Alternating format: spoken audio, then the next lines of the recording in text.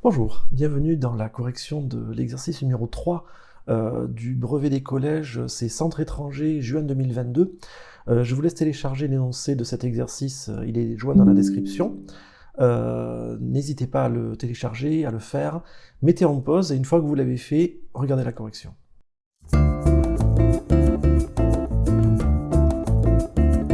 C'est bon? Alors, on y va. Donc je vous propose de regarder ce sujet. Donc il est sur 15 points, c'est-à-dire à peu près 15 minutes. On remarque qu'on a un parallélogramme, les angles sont donnés, hein, 40, 140, bon celui-là fait évidemment 40, et celui-là fait évidemment 140.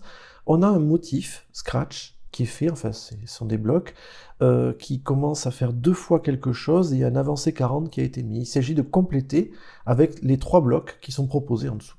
Ok, bon, alors ce que j'ai fait, c'est que pour que ce soit plus pratique, j'ai refait sur Scratch ce système-là, comme ça je pourrai compléter au fur et à mesure mon programme.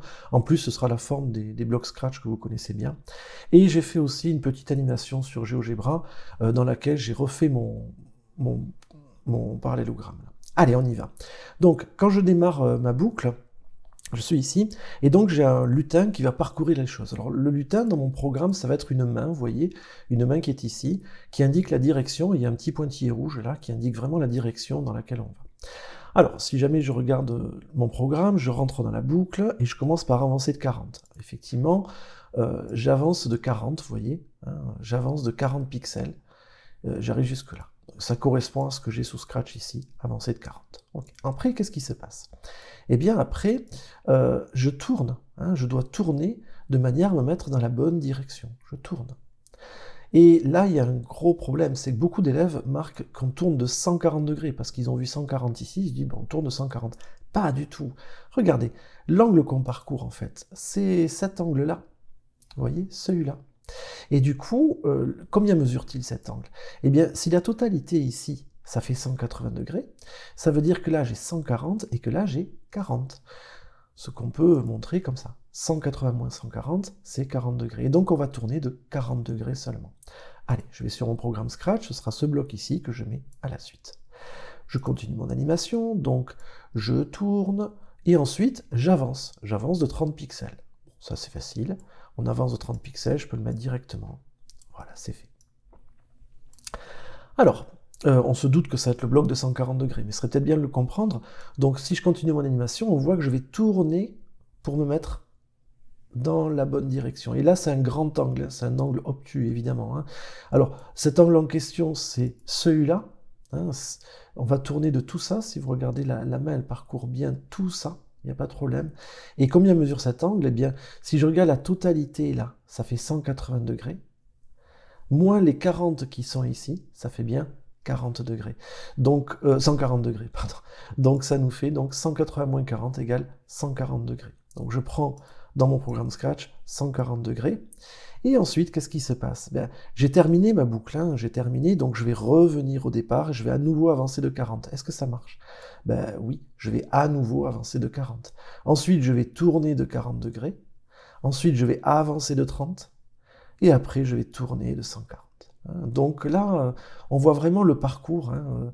Premier tour de boucle, j'avance de 40, je tourne de 40, j'avance de 30, je tourne de 140. J'ai terminé les 4 premiers blocs, je recommence une deuxième fois, j'avance de 40, je tourne de 40, j'avance de 30, j'avance de 30 et je tourne de 140. Voilà pour la partie A. On se retrouve tout de suite pour la partie B. Alors, on va s'intéresser maintenant à la partie B. Si je regarde cette partie B, on nous propose deux programmes, un fait par un élève A, un fait par un élève B, ils auraient pu leur donner des noms quand même. Ils sont légèrement différents. Et ensuite, on nous propose quatre propositions, on nous propose 4 figures en fait, qui seraient faites par ces programmes, certaines oui, certaines non. Ok, donc tout d'abord, quelle est l'action au clavier qui permet de lancer le programme B? Alors ça, c'est vraiment la question gratuite. Hein. Quand je regarde le programme B, en fait, l'action au clavier qui permet de le lancer, c'est dans l'instruction 1, c'est quand espace est cliqué, autrement dit, c'est l'appui sur la touche espace. Donc, on va écrire la réponse, tout bêtement. C'est l'instruction 1 qui permet d'avoir ça. Je vous mets la réponse. Alors, ensuite, petit 2, indiquer sans justifier laquelle est obtenue avec le programme de l'élève A. Laquelle de ces 4-là est obtenue avec le programme de l'élève A? Alors là, il faut un petit peu faire de tri au départ. Je vais regarder le programme de l'élève A. Qu'est-ce qu'il fait? Quand la flèche droite est cliquée, bon, ça c'est un élément de démarrage. On efface tout, on se place quelque part, on s'oriente vers la droite, et ensuite, on répète 9 fois, on fait 9 fois le motif, donc 9 fois le parallélogramme. Ouais, mais ça ne m'enseigne pas, à chaque fois il y a 9 fois le parallélogramme. On fait le motif, on relève le stylo, et on avance de 50. Et là, il faut se souvenir de la petite animation, vous vous souvenez, quand on faisait le parallélogramme, on faisait le tour comme ça, et on revenait dans la même position qu'au départ. C'est-à-dire qu'on était orienté vers la droite aussi, hein, on ne changeait pas l'orientation. Donc, une fois que j'ai fait mon parallélogramme, je repars dans la même direction. Et quand j'avance, finalement, je vais ne faire qu'avancer vers la droite. Donc, ça va être entre la figure 1 et la figure 3 que je vais hésiter, hein, puisque là, en fait, si vous regardez figure 2, je fais mon motif, et après, le suivant, il est incliné. Il a tourné apparemment de 40 degrés. Et figure 4 aussi, c'est pareil. Une fois que j'ai fait mon motif, après le suivant, il est incliné de 40 degrés. Donc on a dû tourner entre deux motifs. Et là, on ne fait qu'avancer entre deux motifs. Là, je fais un motif, j'avance. Je fais un motif, j'avance. C'est exactement ce qu'il nous faut en fait. Donc on va hésiter entre la figure 1 et la figure 3. Alors, ouais, mais c'est laquelle des deux? Alors, je vous propose de regarder ça plus précisément. La figure 1, je vois qu'il y a des petits espaces entre chaque parallélogramme, et figure 3, il n'y en a pas. Ok, donc je vous propose de regarder un petit peu ce que ça fait. Donc, quand la flèche droite, j'ai mon programme qui est là, bien sûr, hein, quand la flèche droite est pressée, j'efface tout, je vais à 230, donc c'est bon, j'y suis. Je m'oriente à 90 degrés, c'est-à-dire je m'oriente vers la droite, ça y est, c'est fait. Je répète 9 fois stylo en position d'écriture, ok, mon stylo est posé, je fais le motif. Bon, ben ça on sait le faire, hein, c'est le même truc que tout à l'heure. Hop, hop, et vous remarquez ce que je vous disais tout à l'heure, hein, à la fin du motif, on est à nouveau vers la droite. Hein, le programme est assez bien fait. Ensuite, qu'est-ce qui se passe? Eh bien ensuite, donc je suis à cet endroit-là, et qu'est-ce que je fais? Je relève le stylo, donc je n'écris plus, et j'avance de 50. 50. Alors, voyons un petit peu ce que ça donne. Cette longueur-là, elle fait 40. Donc si j'avance de 50, ça veut dire que je vais avancer un peu plus que la longueur que j'ai, hein, que ce que j'ai déjà tracé, d'accord? Je vais avancer un peu plus, et je me retrouve ici. D'accord, c'est à peu près, hein. Alors, je suis ici, j'avance de 50, j'ai terminé ma boucle, donc je recommence. Et je dois recommencer 9 fois. Et qu'est-ce que je fais? Je réappuie mon stylo, et je refais le motif. Ok, d'accord, on y va. Je fais mon motif. Je recommence, je fais mon motif. Donc là, vous voyez, hein, je dessine avec le stylo, je refais le motif. C'est le même que tout à l'heure. Et je me réoriente. Et je suis prêt à en faire un troisième, et un quatrième, et un cinquième. Bon, je ne vais pas le faire. Vous avez compris le principe. En fait, il y a bel et bien un petit espace de 10 pixels entre chaque parallélogramme. Et donc, ça va être la figure 3 hein, qui va gagner. Bon, on va essayer de passer à la question 2B. Alors, maintenant on va s'intéresser à la question 2B. Alors, quelle est la figure obtenue avec le programme de l'élève B? Le programme de l'élève B, donc je vous l'ai dessiné.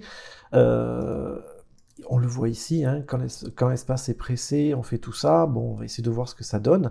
Et je vous rappelle, on hésite entre la figure 2 et la figure 4.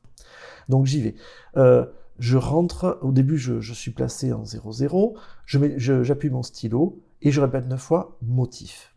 Que fait motif? Il avance de 40. Ok. Ensuite, il tourne de 40. Ensuite, il avance de 30. Ensuite, il tourne de 140 degrés.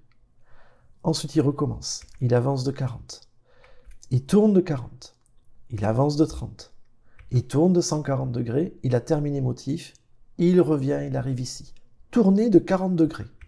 Voilà. Il a fini. Il recommence la boucle.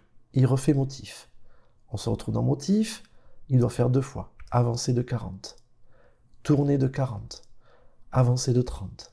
Tourner de 140 degrés. Je recommence, avancer de 40. Tourner de 40. Avancer de 30. Tourner de 140 degrés.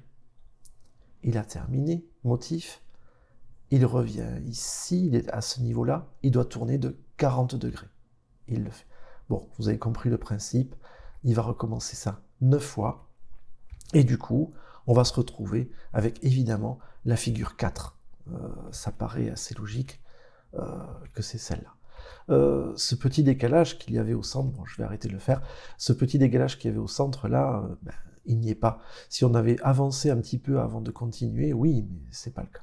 Voilà, donc figure 4 pour la question 2B. Voilà, ça termine la correction de cet exercice.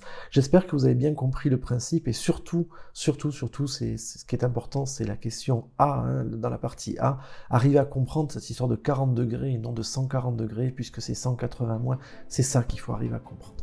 Voilà, je vous remercie pour votre attention. Au revoir.